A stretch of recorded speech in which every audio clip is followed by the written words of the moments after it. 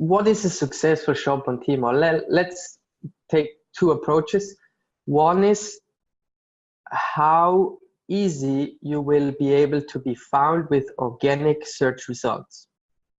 Okay, so this is king. This is all you strive for. All you do in the back end and feedback management and CRM and so on.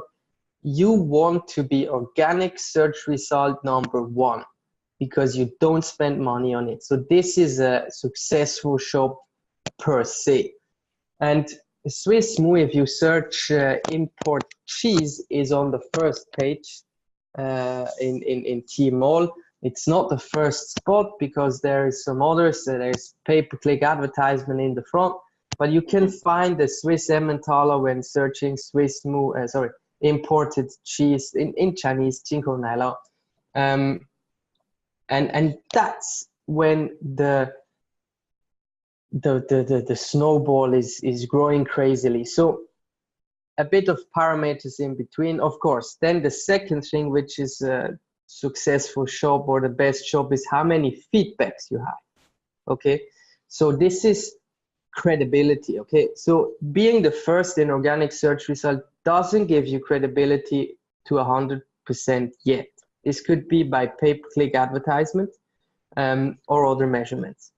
So going into the product, you need to be credible with your own story, but then with like third parties which give you this credibility, and these are feedbacks.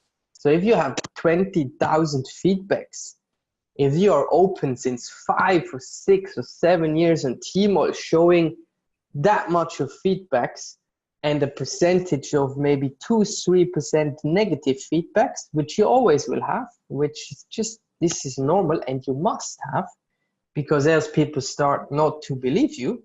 Okay, you need to have bad feedbacks, a tip, just you need to have them to get this 100% credibility. And all these measurements give you a full, complete credibility package to the consumer, and you will not be questioned, and immediately people will think about to purchase the product. So they will still have one major issue, which is the price point, but this stuff is premium and the price point is where it is, and they start to compare. There is different Emmentaler out there, which is unfortunately not Emmentaler, it's more like Swiss cheese with holes. The name was not protected. So there is others, even French and so on, which do that kind of cheese. And then you need to differentiate, okay, why your product is better than the other, okay? Because in the end, you have the credibility, you have everything, but the research mamas, they still compare. Hey, this one is like 45 renminbi for 200 gram, and this one is 89. It's double. It's crazy. Why is that? And then your story, your differentiation kicks in. Okay, so in the end, the part you need to or actively have and do in the beginning is differentiate yourself from your competitors. If you are a new company, you want to come to China, your product is pretty much the same like all your competition. If your price point is the same, well, it's not that lucrative to go in. If your price point is higher, forget it. If your price point is lower, okay, you go with a low price strategy. You can still be successful online. But if you can't differentiate with a higher or with the same price, don't even come here. Don't even come here. The Chinese consumers are clever enough and well researched to actually choose other products.